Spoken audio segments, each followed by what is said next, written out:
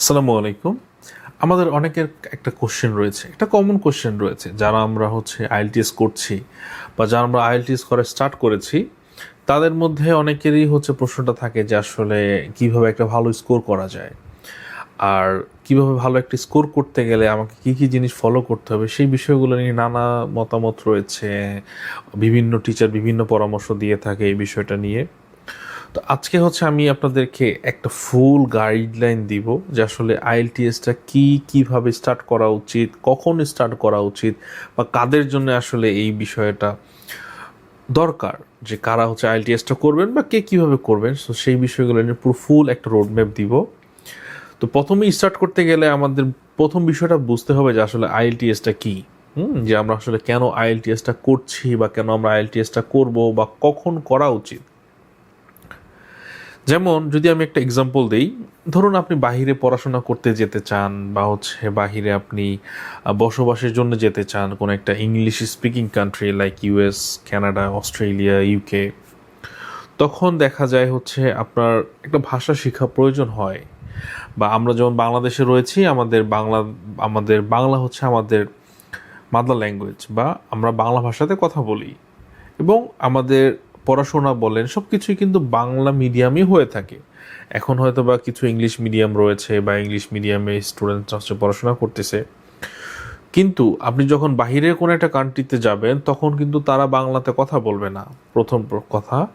এরপরে আপনার যে কোনো ন্যূনতম একটা কমিউনিকেশনের জন্য আপনাকে একটা ল্যাঙ্গুয়েজ ইউজ করতে হবে, সেটা কিন্তু বাংলা অবশ্যই নয়। হ্যাঁ, যদি বাঙালি থাকে সেটা আপনি আপনার বাঙালির সাথে কিন্তু বাংলায় কথা বলতে পারলেন, বাট বাকি সব কিছুই কিন্তু আপনাকে ইংরেজিতে করতে হবে।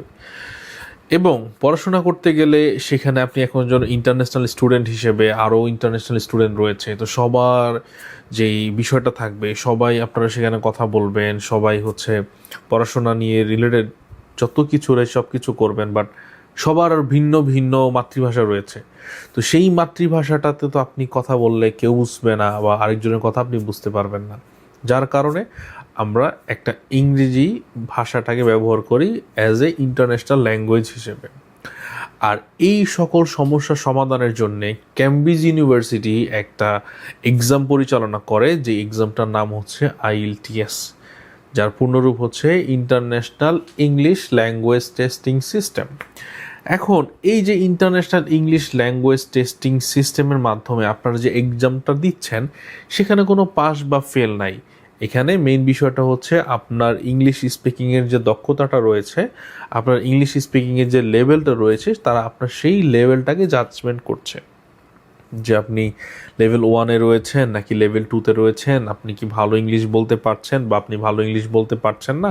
সো এই বিষয়গুলো নিয়ে তারা কাজ করছে, এবং এই বিষয়গুলোর মাধ্যমে যখন তারা জানতে পারছে যে না, আপনার লেভেলটা 5, 6, 7, 8, 9, তখন একটা ইউনিভার্সিটি বুঝতে পারছে বা আপনি বুঝতে পারছেন যে আপনি হয়তোবা সেই ইউনিভার্সিটিতে গিয়ে সেই ইউনিভার্সিটির সবার সাথে আপনি কমিউনিকেট করতে পারবেন, টিচারের সাথে কমিউনিকেট করতে পারবেন, বা টিচার একটা পড়া বুঝালে আপনি সেই পড়াটা বুঝতে পারবেন। তো আলটিমেটলি মূল বিষয়টা আপনাকে বোঝানো, আপনি যেন কথা বলতে পারেন, আপনি যেন আপনার ভাষার কারণে আপনি যেন কোনো কিছু থেকে বঞ্চিত না হন। সো এই জন্য আমরা আইএলটিএস পরীক্ষাটা দিয়ে থাকি। আর একটা স্টুডেন্ট আইএলটিএস পরীক্ষার মাধ্যমে তার যে লেভেলটা রয়েছে বা তার যে ইংলিশ স্পিকিংয়ের দক্ষতাটা রয়েছে, not only speaking, writing, listening, সব কিছুই। আপনাকে প্রশ্ন করলে আপনি যদি প্রশ্ন বুঝতে না পারেন, তার মানে আপনার লিসেনিংয়ে প্রবলেম রয়েছে, এবং যার কারণে আপনি প্রশ্নটা বুঝতে পারছেন না। আর যদি আপনি প্রশ্ন বুঝতে না পারেন, অবভিয়াসলি আপনি অ্যান্সার দিতে পারবেন না। যার কারণ আমরা কি আইএলটিএসটা করছি, বা আমরা আপনার জাজমেন্টটাকে নিচ্ছি যে আসলে আপনি কোন লেভেলটাতে রয়েছেন। এবার আসি, আইএলটিএস কারা করবে। আইএলটিএস সবাই করতে পারে। আইএলটিএসের জন্য দরকার স্মার্ট এনআইডি অথবা পাসপোর্ট। যেহেতু ইন্টারন্যাশনালি আপনাকে জাজমেন্টটা করা হচ্ছে, সেই ক্ষেত্রে আপনার আইডেন্টিটি হিসেবে স্মার্ট আইডি অথবা পাসপোর্ট দিয়ে আপনি অ্যাপ্লিকেশন করতে পারবেন। আপনার আইএলটিএস পরীক্ষার জন্য আপনার কোনো ব্যাকগ্রাউন্ড অনেক বড় পড়াশোনা করতে হবে বা অনেক বেশি পড়াশোনা থাকতে হবে আপনার অনার্স মাস্টার্স এগুলো শেষ করতে হবে, এর কোনো বাধ্যবাধকতা নেই। যারা করবে, কারা করতে পারে, যেমন স্টুডেন্ট যারা বাইরে পড়াশোনা করতে চায়, অথবা যারা ইমিগ্রেন্ট হিসেবে বাহিরে সেটেলড হতে চায়, যেমন ইউএসএ, কানাডা বা অস্ট্রেলিয়া, ইউকে, তখন সেই দেশের ভাষা হচ্ছে ইংলিশ, যার কারণ হচ্ছে তারা এই বিষয়টা গ্রহণ করে যে আপনি তখন জেনারেল আইএলটিএস দিতে পারেন। তো এখন জেনারেল আইএলটিএস আর হচ্ছে একাডেমিক আইএলটিএস, যেটাকে আমরা আইএলটিএসকে দুই ভাগে ভাগ করা হয়। একটা হচ্ছে জেনারেল আর একটা হচ্ছে একাডেমিক। যারা স্টুডেন্ট, যারা হচ্ছে স্টুডেন্ট হিসেবে স্টাডি ভিসাতে বাইরে যেতে চান, তারা হচ্ছে কি করবেন, একাডেমিক আইএলটিএসটা দিবেন। আর যারা হচ্ছে ইমিগ্রেন্ট হিসেবে বা কোনো চাকরির ক্ষেত্রে বা কোনো একটা জব পারপোজ আপনি হচ্ছে বাইরে যেতে চাচ্ছেন, তারা হচ্ছে জেনারেল আইএলটিএসটা বা জেনারেল ট্রেনিং বা জিটি, সেই আইএলটিএসটা আপনারা দিবেন। এরপরে হচ্ছে আইএলটিএস এর মূলত কি থাকে, আসলে এই বিষয়টা কি বা এর ভিতরে কি রয়েছে, তেমন কিছুই না। আইএলটিএসটা মূলত হচ্ছে চারটা সেকশন হচ্ছে পরীক্ষাটা হয়। হ্যাঁ, যেমন যখন আমরা স্কুল কলেজে পড়ছি, তখন আমাদের ধরে নিলাম একটা ক্লাস, সেই ক্লাসে বাংলা রয়েছে, ইংলিশ রয়েছে, বিভিন্ন সাবজেক্ট রয়েছে।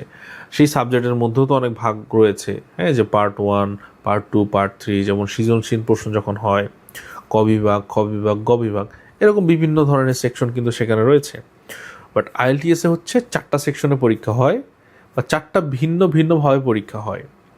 এর মধ্যে হচ্ছে আপনার listening, reading, writing and speaking, এই 4টা বিষয় মিলিয়ে হচ্ছে একটা পূর্ণাঙ্গ আইএলটিএস প্রশ্ন হয়ে থাকে বা একটা পূর্ণাঙ্গ আইএলটিএস পরীক্ষা কিন্তু হয়ে থাকে।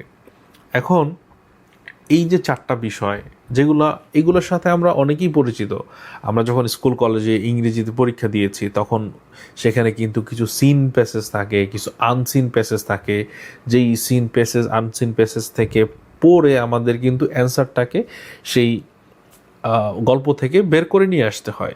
ঠিক সেমভাবে আমাদের আইএলটিএসের রিডিং যেই পার্টটা রয়েছে, আপনাকে হচ্ছে একটা গল্প দিবে বা কিছু প্রশ্ন দিবে, সেখান থেকে আপনি গল্প পড়ে পড়ে আপনাকে কি সেই অ্যান্সারগুলোকে বের করে নিয়ে আসতে হবে।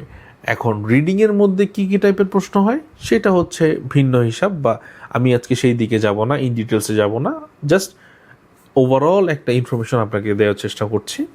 সেখানে বিভিন্ন ধরনের প্রশ্ন থাকে, যে বিভিন্ন ধরনের প্রশ্ন সলভ করার বিভিন্ন পদ্ধতি রয়েছে বা বিভিন্নভাবে হচ্ছে আপনাদের সেই প্রবলেমগুলো সলভ করতে হয়। সো সেইটা গেল হচ্ছে রিডিং। এরপরে যদি বলি, সেটা হচ্ছে আপনার লিসেনিং পার্ট। এখন লিসেনিং পার্টে কী হয়ে থাকে, লিসেনিং পার্টে আপনাকে একটা হেডফোন দেওয়া হবে, আপনি হচ্ছে আপনার কানে হেডফোনটা থাকবে এবং আপনাকে হচ্ছে একটা প্রশ্ন দেওয়া হবে। আপনি হেডফোনে একটা গল্প শুনতে পাবেন, লাইক বলছে যে আগামী নেক্সট ফ্রাইডে আমি লস অ্যাঞ্জেলস যাব, বা নেক্সট ফ্রাইডেতে আমি স্যান ডিয়েগো যাব সকাল 7টার দিকে গাড়িতে করে বা বাসে করে বা ফ্লাইটে করে, আমার ফ্লাইট টাইম সকাল 9টা। সো এরকম কিছু গল্প আপনাকে তারা বলবে। বা যে কোনো আপনি হোটেলে একটা চেক ইন করতে গিয়েছেন, সো সেই হোটেলের যে রিসিপশনিস্ট, তার সাথে হচ্ছে আপনার একটা কনভারসেশন হচ্ছে, বা গল্প আকারে, আপনি বলতে বোঝাচ্ছি গল্পে একটা কনভারসেশন হচ্ছে।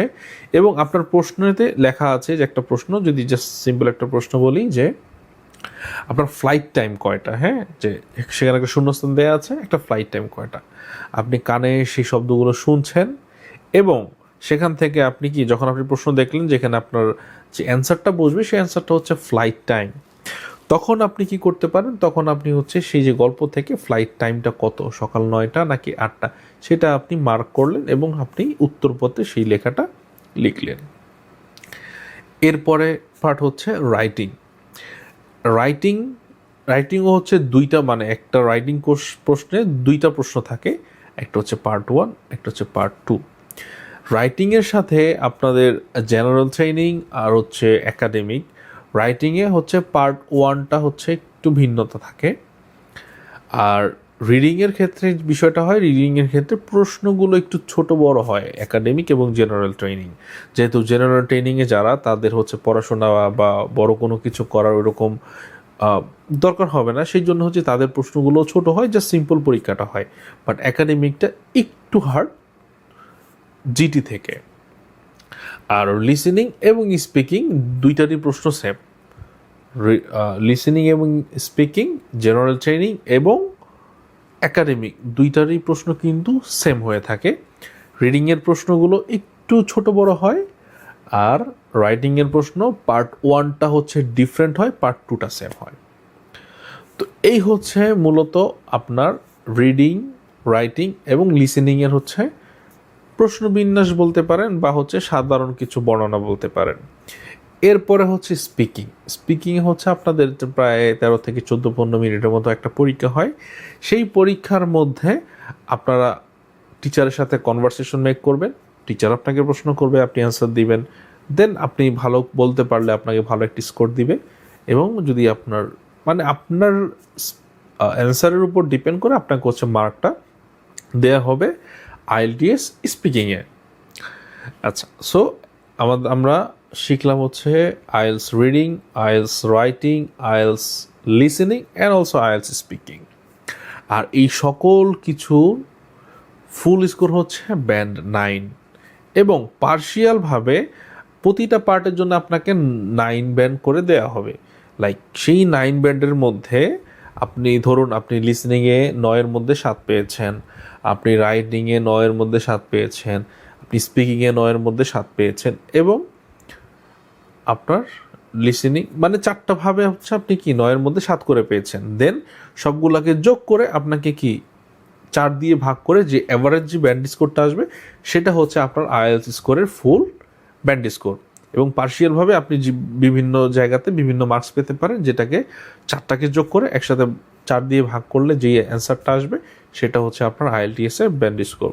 যখন আপনার স্কোরটা 6.5 এবং অথবা 6.5-এর বেশি থাকে, তখন হচ্ছে আপনার বিভিন্ন কান্ট্রিতে আপনার অ্যাপ্লিকেশন করার সুযোগটা অনেক অংশেই বেড়ে যায়।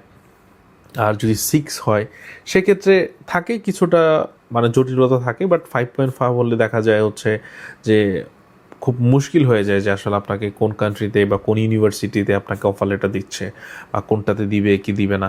সো আমি সবাইকে সাজেস্ট করি আপনারা হচ্ছে টার্গেট রাখবেন বড়, কিন্তু কখনো যেন 6.5-এর নিচে না আসে। যখন টার্গেটটা বড় থাকবে তখন দেখা যায় যে হচ্ছে আপনি কোনো না কোনো একটা অ্যান্সার কিন্তু বা কোনো না একটা স্কোর কিন্তু আপনি গেইন করতে পারবেন আপনার ইউনিভার্সিটি প্রসেসের জন্যে বা ইউনিভার্সিটি অ্যাপ্লিকেশনের জন্য, কিন্তু সেটা ইজি হয়ে যাবে। বাট যদি আপনার টার্গেট থাকে 6.5 বা 6, তখন দেখা যাবে যে হচ্ছে আপনার স্কোরটা কমে আসবে।